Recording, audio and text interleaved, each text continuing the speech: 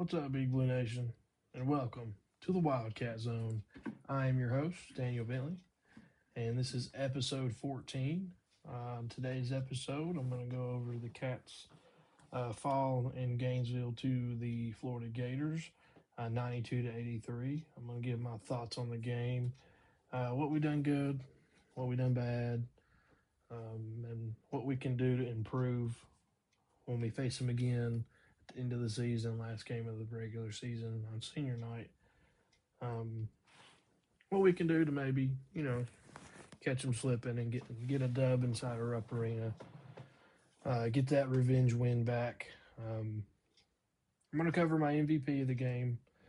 I'm going to have a spark plug player of the game this game. Even though we didn't win, we still had some guys that put in some good minutes that kind of sparked everybody else to do a little bit better, and in my opinion. And I don't have a game sealer player of the game because we did not win, but I do have a clutch player of the game that I'm going to talk about in this episode. So I am on Facebook and YouTube and Twitter under the Wildcat Zone. Please like, share, and subscribe if you haven't already. Just trying to grow a little bit. Just looking for some help from the best fans in all of college basketball and football and baseball and all the NCAA. Hands down, the Big Blue Nation is the best. So starting off, the Cats go down to Gainesville, an 11.5-point underdog to ranked. I think they're ranked number 15. Florida Gators, defending national champions from last year. They have seemed to find their stride. But this isn't about Florida. This is about the Cats. They go down. Denzel Aberdeen gets his, I guess what you would call a bittersweet homecoming to his former team of the Florida Gators. They were a little salty when he left in the offseason. He took it was $2 million deal, more than what the Gators were offering, and he came up to Lexington. And now he's our starting point guard. From what I understand, he was supposed to be like a off the ball kind of player, not really a backup point guard, only when we needed him to be, kind of like he was at Florida. He was a second man. He's supposed to play the 2 or the 3 for the Cats this season, but due to injuries with Jalen Lowe and he's had to be forced in a role of being the starting point guard for the Cats. And he's done a pretty decent job going in when he's finally gotten into his groove of being in his role as point guard, as game manager, as you would call it. He's been making some decisions that have been good. He also falls back to his default of dribble around, throw something up there. And normally he's been hitting them in conference games. He's been playing a lot better than what he has been when he was unsure what his role actually was. But he had a pretty decent game. He got 19 points. He was 8 from 21 for the field. I'm sure he ran into the same kind of nervousness that Diabate ran into when we went to Alabama to play. But the Gators end up kind of shutting us down, They shut down Aberdeen. They shut down Chandler. They shut down Owe. Overall, we didn't really play that good of a game, but we played good enough to keep it close. My first half thoughts, we got down big. We figured, we're kind of expecting it now to be down double digits going into halftime, right? I did not expect us to start coming back with 5 minutes left in the first half.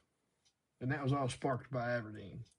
Again, I don't know what it is with this team falling down. Maybe it just gives them something to work for. Maybe they're bored and they need something to work for. I don't know. But we managed to keep it close. We lost by 9. This was a lot closer than I thought it would be. We beat the spread. So, you can be happy about that, and you can be upset that we lost. And, I've been seeing a lot of comments on Facebook of how, we're celebrating because we played good. Well, you should want to support your team, right? I mean, I hate losing just as much as anybody else. These guys hate losing more than anybody else. But I mean, we got to support them. They played hard. They played their hearts out. They fought and they fought and they fought. They got it down to 3, but they just couldn't stop Florida. I don't know what it is. I mean, Florida has some. They got some guys, man. That's why they won a national championship last year. They kept a lot of those guys. They're going for a repeat year, right? Um, so, I mean, we end up coming back, getting close. I mean, going down the stretch in the second half, we were scratching and clawing. But as everybody heard Jimmy Doc say every freaking 10 seconds, oh, they're keeping the lights on, but then somebody's closing the door on them. One of the Gators is closing the door or flipping the lights off as soon as the cats get close enough. But these guys played hard. I don't know what it was with Oweh. Maybe he was just bothered by getting extra defenders on him. He just wasn't playing like himself this game. Don't know why that is. I mean, Aberdeen, we kind of figured, going back to a place where he played for 3 years, it's got to be a little nerve-wracking because you're wearing the opposite uniform. You're an enemy now, and they sure let him know it. I know a lot of the off-season, they done a lot of chirping. And they got us in the first match. I mean, we've owned them for the past 11 trips that we went down to Gainesville. We've beat them 6 times ever since they moved into the O-Dome, their new basketball facility where they play. So, I mean, we had to give them one, right? Makes me feel a little bit better, I guess, about the loss. But, I mean, they're number 15 team in the nation. And we only lost to them by 9 when they were blowing teams out. I mean, I'll take it. I'm not celebrating that we played good. I'm just happy that they showed some fight. I mean, we didn't see that against Vanderbilt. They got blown out by 25 against Vandy. We didn't see that against Michigan State. Michigan State. They laid down once they got down big. Gonzaga, they laid down. We'd seen this team multiple times this season just fall down and roll over. And they fought back on this one. I mean, it is a rivalry game. Florida obviously wanted it more. Did they get a few calls thrown their way? Yeah, but that's not the reason that we lost. You can blame the refs all we want. Any place we go to, we're not going to get a friendly whistle. Even in Rupp, we don't get a friendly whistle. But it wasn't about the foul calls and the missed foul calls, the missed double dribbles, the travels, It wasn't about that. We just weren't making shots at the rim. And, I mean, going forward, Pope needs to beat it in these guys' heads. When you're right there at the rim, dunk that ball. I don't care if you're 7 foot. And I'll tell you, when you're running and cutting to the basket, dunk that ball. You're already halfway up there. Just dunk a ball. And if they foul you, they foul you. I mean, yeah, you run the risk of guys getting hurt, but, I mean, you land the wrong way. But you do that anyway, already stepping out on the floor, right? So, I mean, they need to really work on layups. That's really the reason we lost. We missed so many shots at the rim that it was outrageous. I mean, our bigs were missing layups. Ortega was missing layups. Chandler was missing layups. I mean, whatever we done in the first half of the second half, it threw Florida for a loop. Even at the end of the first half, whatever they done defensively, it just flew that or Florida just got cold. I don't know what it was, but regardless, we were able to fight back, right? But they really need to work on finishing at the rim. That's really what killed us in this game. It wasn't the foul calls or the non-foul calls. It's easy to blame the referees. I'm not saying that they didn't miss anything. I mean, they missed something in every game. But we just weren't making shots. We weren't hitting shots. We couldn't stop them beyond the arc. I mean, that Lee kid was lighting us up. That Out kid was lighting us up. I mean, I think going forward in our next matchup with them, it would be senior night. So I mean, it'll be a big night for Aberdeen, celebrating his graduation. And what I think they need to do. See, we started the game with Chandler on Lee, and Lee was cooking him all over the place on that outside of the arc. I mean, just cooking him. And you had Owe on the number 10, How. I don't know how to pronounce his last name, but you had Owe on him, which he done a pretty all right job. But I think going in the next matchup, you need to swap them. Owe needs to be on Lee, because when that happened in the last 5 minutes, Owe was on Lee. Florida didn't know what to do.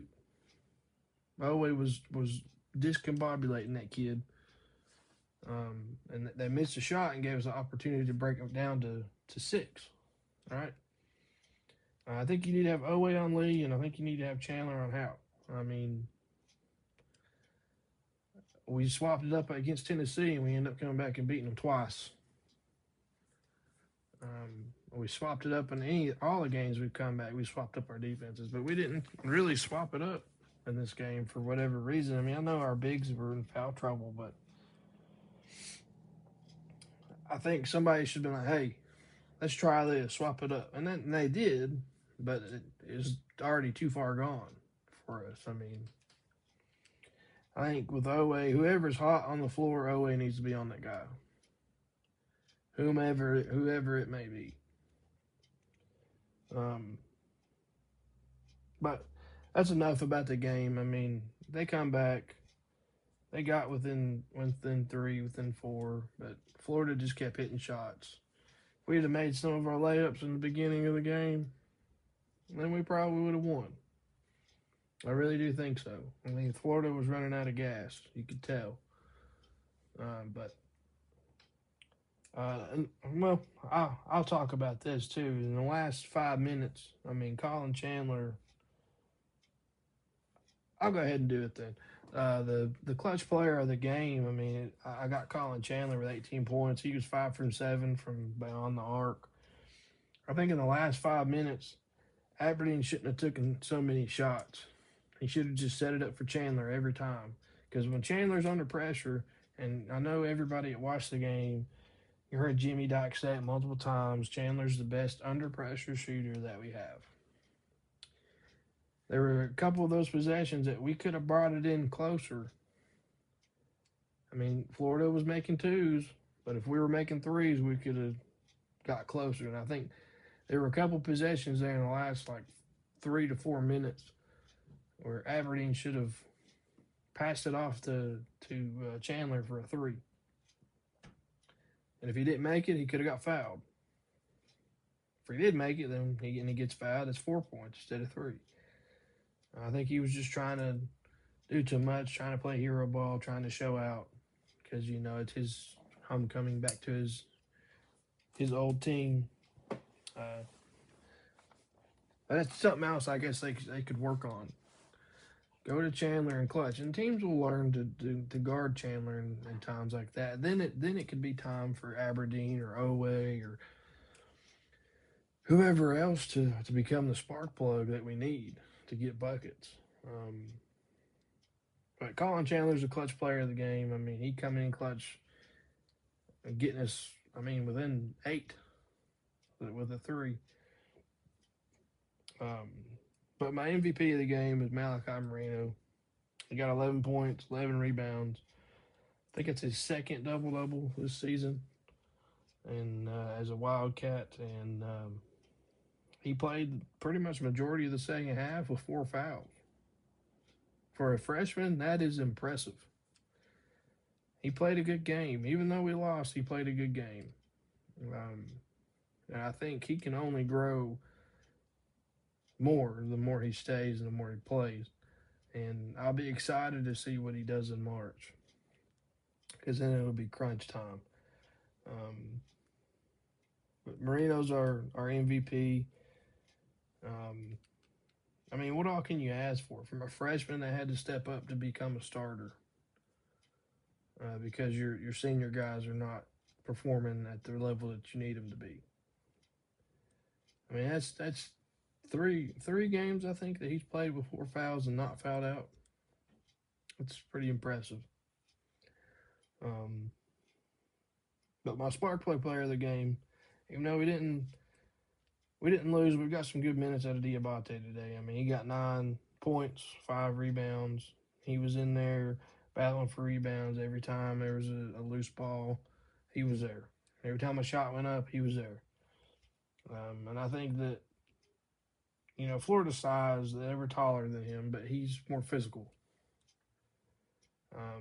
We really kept their bigs in check in the first half. Second half kind of got away from us because we were in foul trouble. But again, going back, if we'd have made some more layups at the rim, made more shots at the rim, we probably would have won this game. But we didn't.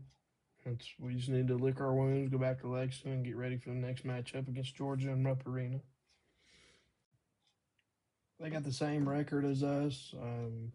They've kind of had an up and down season this year. They've played really well. They do have a former NBA player's kid on their team, Dominic Wilkins' son, I'm pretty sure, plays for the Georgia Bulldogs and has been a force to be reckoned with. But we play Georgia on in Rupp. It's a home game, so we should be able to come out fighting. It'll be a game to look out for, just because Georgia's been kind of pretty decent this year. Mike White's had his Bulldogs playing some good ball. I mean, they took Tennessee to the wire a couple weeks ago. But I think it's a game that we can win. And then later in the week, we go to Auburn to play the Auburn Tigers. Bruce Pearl's son coaching. Bruce Pearl is no longer the coach at Auburn. So, Auburn did beat Florida earlier this season. They smacked them pretty good down there in Gainesville. So we're playing at Auburn. Our road record seems to be all right this year. I mean, we won at Tennessee. We come close to beating Florida. So I think we have a chance if we play well. If we have guys that continue to grow and step up, I think we can win this game. It may be a Jasper Johnson game. Who knows? He seems to be doing better. He's got a. I think he's better at the two than he is at point guard, unfortunately. But we got Georgia and then Auburn. So it'll be a fun week of basketball for us. Maybe we'll see the road Denims at Auburn. Who knows? So thank you guys for listening. And please like and subscribe and share this. Trying to grow a little bit here. Like I said in my last episode, I'm looking to set something up to where you guys can see me and see who's talking to you. I just got to get some things in order, and then we'll have that ready to go. Hopefully, the Cats are going to win. Sucks that we got beat by Florida, a rival, but hey, with this team, I'm just glad they fought back, and I'm just glad that they showed some fight, because that will help in March. I've had a few people comment on some of the things that I posted, about how, as a fan base, we've fallen. We just need to support these guys. I mean, they're writing their own story, and I'm excited to see where it goes. I really am.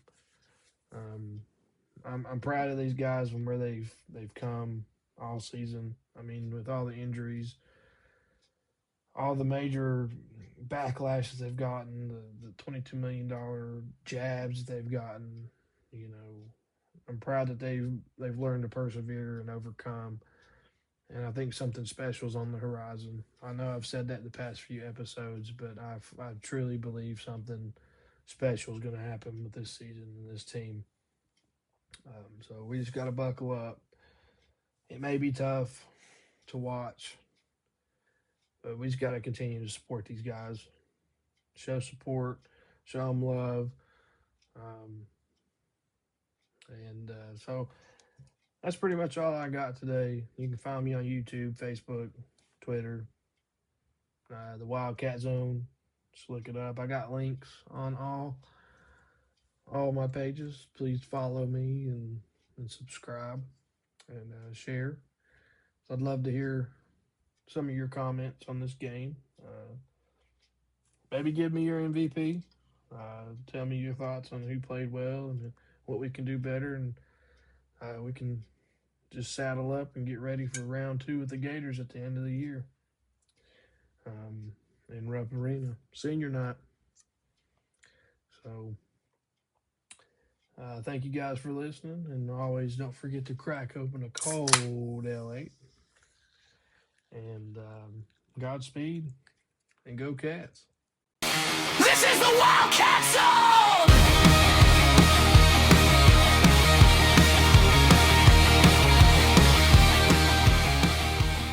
What does the Wildcat say?